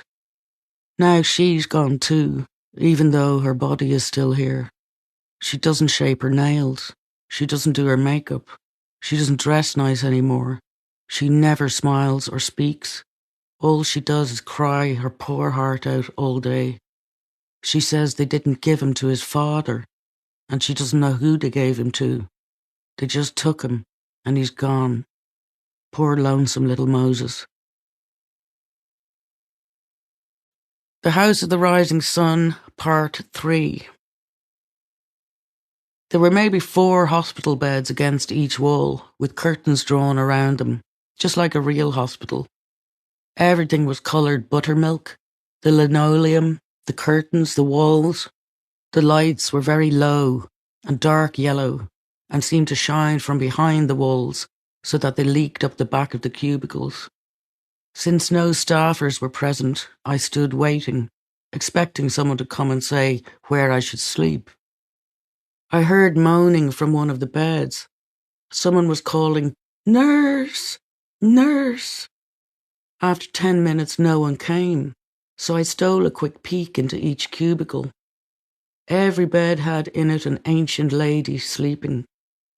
I'd been in hospitals before and seen some dying people, so I recognized this was a tiny hospice. And I recognized these were some of the old ladies I sometimes saw shuffling about the grounds, the ladies we were never allowed to talk to. I'd been sent up here to sleep by Sister Margaret as punishment for the most recent of several successful escapes, all of which had resulted in much busking and entering of talent shows at hotels around Dublin, where I would always win a fiver if I sang Don't Cry for Me, Argentina. The final time I ran away, I made a big mistake. I brought another girl with me, an older girl. She ended up shagging a guy against the wall of a block of flats, and his friends ran off with all their stuff. So I got scared and went back to Grianon. The girl didn't come back for about 2 weeks. I never saw my stuff again, but luckily I hadn't lost my new guitar because I'd never put it down. The old ladies don't lift their feet much when they go around the edges of the building, like rows of ducks behind no mother. All seems unnaturally reversed because there's always a nun behind them. The ladies' slippers make a shh, shh sound, and I get such a strange feeling when I see them, alarmed by the courtyard I can't cross to quiz them. They all hold their chins to their chests and hold their hands clasped across their wombs, and it makes them look as if they've murdered someone and are praying for forgiveness, or as if they're a line of slaves in ghostly silent shackles on their way to auction. I stayed that night in the one bed I found that didn't have anyone in it. All through the night the lady next to me called out in a frightened voice. Other ladies called out sometimes too, but no one came. I rolled half asleep, half awake, trying to figure out why Sister Margaret had gone to such an extreme. The usual punishment is that you are put in Coventry and you have to sleep on your mattress on the floor outside your room and eat on your own.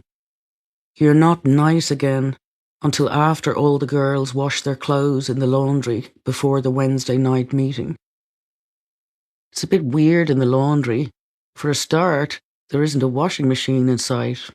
There are lots of pipes and maybe 30 enormous white sinks and a ton of spiders. It's all made of concrete and the floor is worn into deep grooves from zillions of footsteps. It looks like the rock at Lourdes, which is worn from 130 years' worth of hands that have rubbed it in the hopes of having miracle babies. At some point I fell asleep and dreamed the old lady in the cubicle next to me was sitting on my bed, lighter of demeanour and seeming years younger, shaping her nails and singing I Don't Know How to Love Him. And then the walls and curtains of the cubicles vanished, and the old lady's beds became rows of graves marked Magdalene. I never ran away again after my night in the hospice.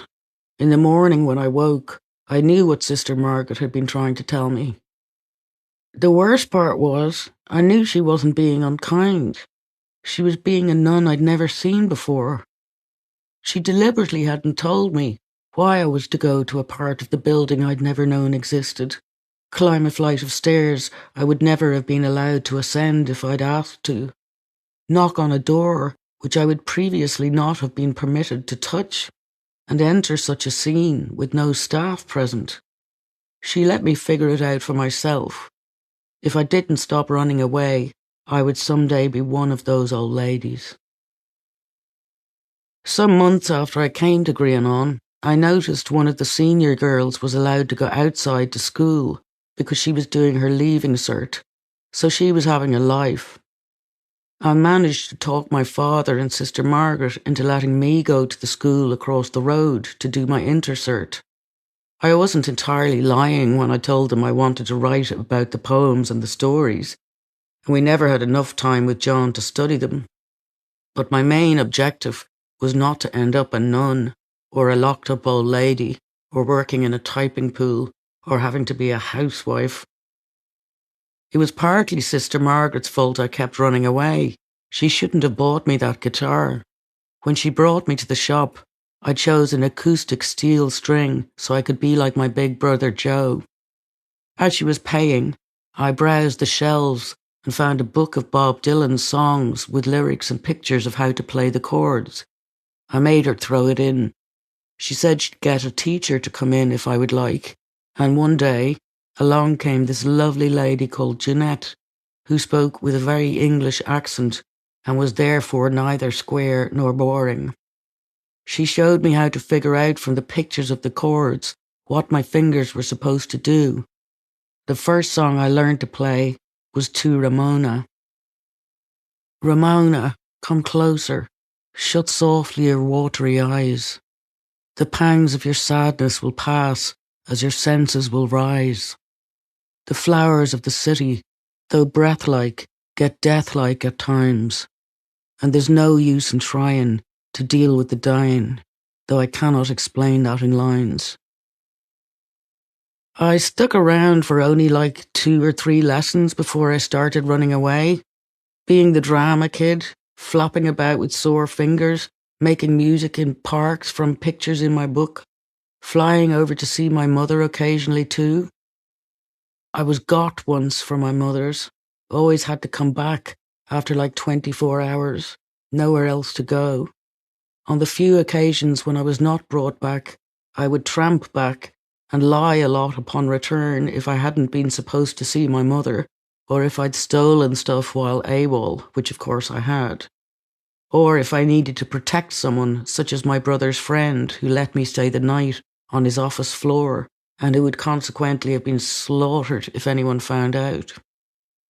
Sister Margaret tried to break the hold my mother had on me. That was the toughest job for her, because she couldn't get to me at all. I'd never say a word, just cry, totally silent and red-faced, big buckets.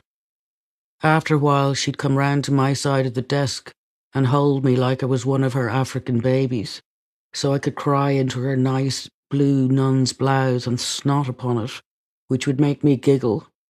And she'd say softly, "Oh, Sinéad." In the sitting room, she'd sing a song from Africa, Malaika. I think she said it meant angel. She liked singing. She was in Africa when she was a younger nun for years. But when you're a nun, they tell you where to be, and they told her to come back to Ireland. When she talks about it, her eyes go navy with the effort of keeping in her tears. Her face turns to the window as if she's searching for birds. Her job is to mind sad girls, and she's a sad girl herself.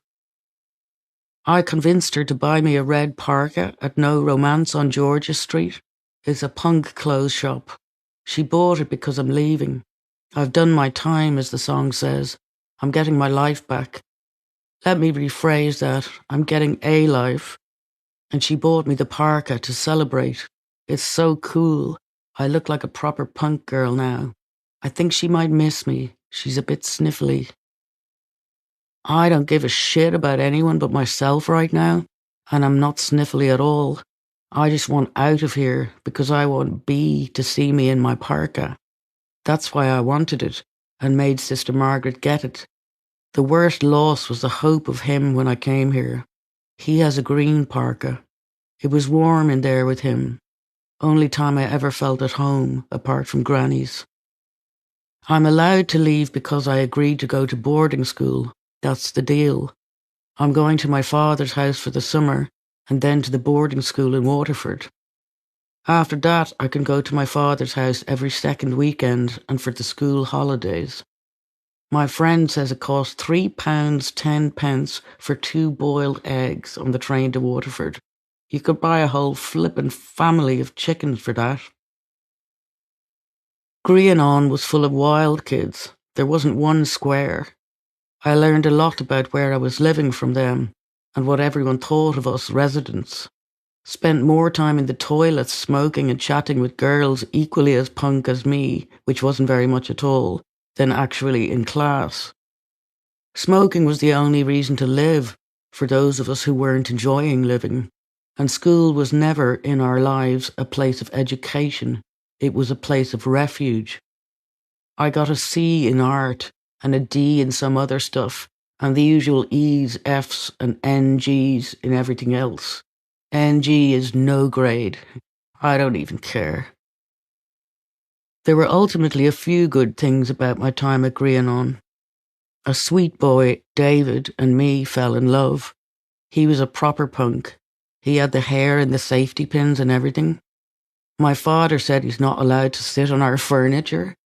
I went to this boy's house a lot. His mother was really kind to me. Such a gentle woman. Him too, a lamb. He was really upset about something, and nobody could figure out what it was. His mother told me she was worried about him, but me and him had a silly time together. He never seemed upset. He was really happy, and his eyes all shone like he was a spaceman, and he kissed me awful soft. And his parents in the kitchen next to the sitting room, and me and David played side one of Let's Dance and made love. I already know singing is a thing that will take me away from people. Before I left Grianon, I sang at my guitar teacher Jeanette's wedding, Evergreen. My knees shook. Jeanette's brother Paul Byrne is the drummer in a band called Intua Nua. Him and the guitar player Ivan O'Shea gave me a tape with some music on it, asked would I write some words for it, because they were looking for a singer. Sister Margaret let me come out a few Sundays, and they brought me to Eamon Andrews' studios, and I sang with reverb and headphones for the first time. I love reverb so much, it sounds like church. Sister Margaret was pretty cool to have let me do it. I think it's because they said they'd pay me. Not that she wanted the money. She was just glad I could do something other than steal to earn my keep. They kept the song, which was called Take My Hand, but said I was too young to be their singer. I was so jealous of the girl who got the job that at first I wanted to cry when I heard her sing my words. And she was so gorgeous and beautiful, and to be fair, she did sing it better. I sounded like a child. She sounded like a woman. A child can't be singing a song whose narrator is death. I don't know where it came from. Song to the Siren. I love my stepmother. She's the sweetest lady on earth.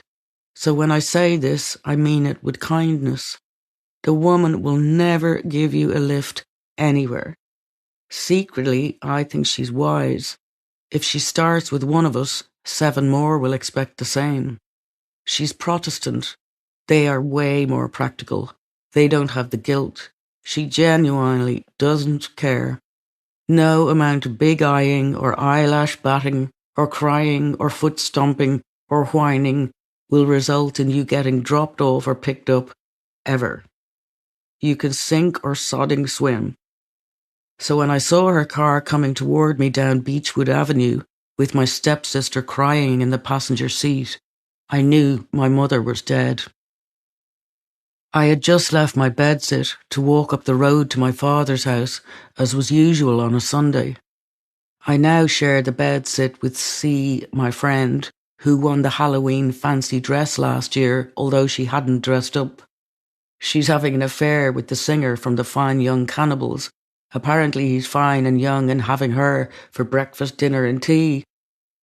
She'd gone to sleep the night before while me and Kevin stayed awake talking.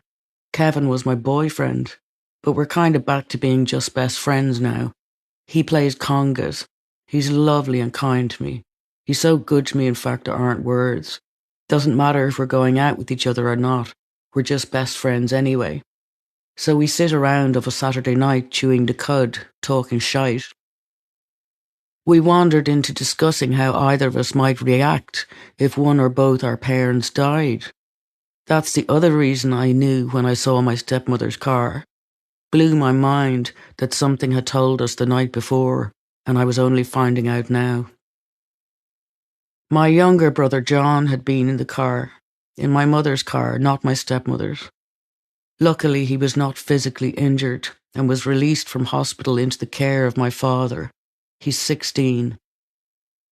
He'd been in the back seat, There was another man in the passenger seat. He thankfully was not physically injured either.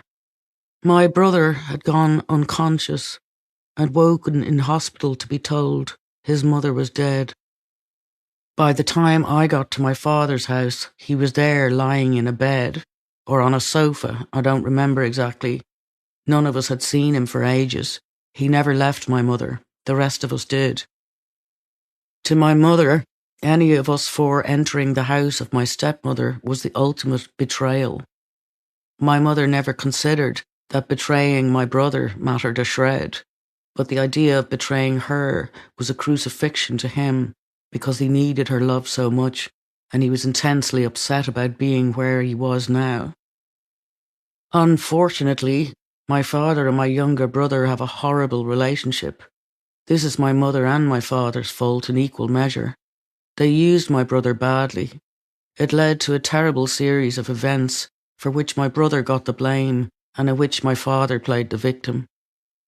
There had been a war between my parents over certain material objects, all of which were sought by my father very aggressively from the time my parents' marriage officially ended 10 years ago.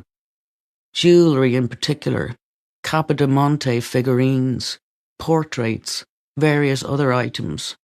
My mother hid some of the goods in the attic, others in the bank. Numerous attempts had been made to remove the goods from my mother's possession, none successful. On the mantelpiece was their wedding photo. My father had torn it down the middle and put it back together in the frame like a jigsaw puzzle. Everything she'd had on this earth was left to my brothers, so my father had no say in matters concerning her possessions. She's dead, but the war goes on. Clever bitch. She hadn't left my brothers her things because she cared about them. She'd done it to win the war. We were all only collateral to her. That's all we'd ever been. At least, that's how it feels to me. You wonder how on earth these people ever had sex enough to create 4 children when they truly hated each other so much. It was black ice on the new road they're building in Shankill by the church. She was driving to Mass. A bus skidded, or she skidded, I don't know. I'm not going to press my brother on the details. She's dead, and we 4 were delivered instructions from the funeral home via my father, via my stepmother, along with £50 to go to Dunn's and buy a dress which buttons at the neck to bury her in. We 4 kids went into her house in shock. We rifled through everything in it like crows. In the front garden, we set fire to a biscuit tin that we had loaded up with a literal mountain of Valium from all the bottles we found. She's been eating and drinking it, as they say, for years. She didn't even need a prescription anymore. The chemist just gave it to her.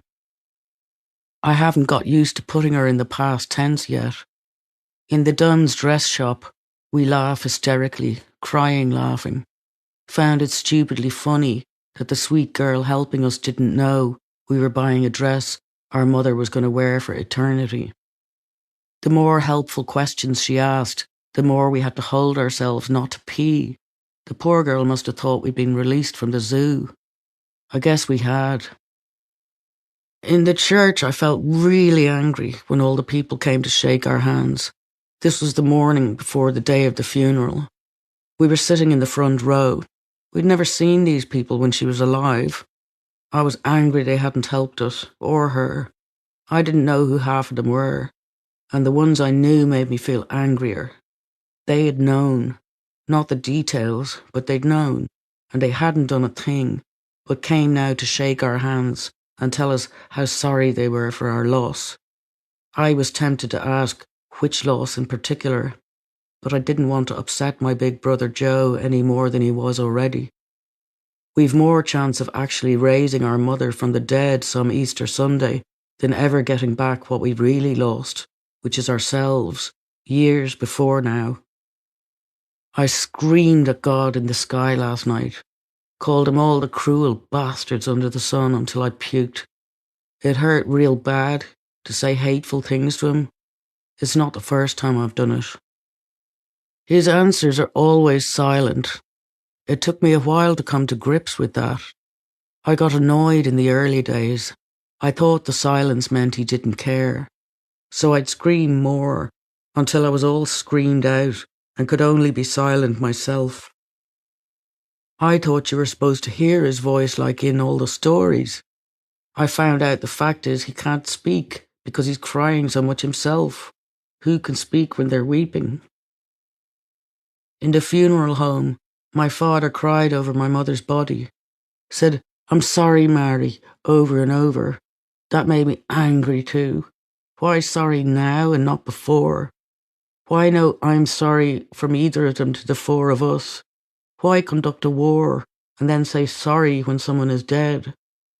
I ran away out of the funeral home, down the road through Glasstool and into Dunleary. I don't think I'll ever stop running. I don't know how I'll ever not be angry. Nothing is ever going to be fixed now. The next day, as we were waiting in my father's sitting room for the funeral cars, I decided to smoke myself to death. Decided that I would smoke and smoke all my life, as many cigarettes as it took to send me to my mother. I can't remember anything from the funeral but feet around the grave. I looked down. We all did, crying. Sisters. My sister, Emer, is barely 14 months older than me, but she's always been a mother as well as a sister to me. We shared the same bed growing up. We had an imaginary line down the middle, and God help whichever one of us crossed the line accidentally or on purpose, we'd be kicking the crap out of each other. We did a lot of that, like a pair of boys. But if the shit hit the fan, Emer would instantly switch into mother mode.